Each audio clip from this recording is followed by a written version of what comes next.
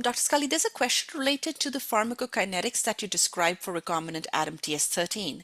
Dr. Aore points out that when you show the more sustained activity, it looks like the gain is mostly driven by the higher peak.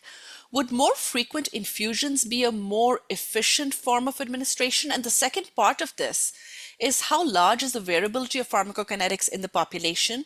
Do you think we could tailor the dose to the needs similar to hemophilia? I think they're both excellent questions. Absolutely, we're seeing a longer time of ADAMTS13 above 10% because we're achieving proper levels, which we cannot do with current standard therapies of ADAMTS13 replacement. Obviously, a trial is a trial and you have to follow the protocol. I think that there will be changes afoot in the future. And whoever asked the question brings up a really important point.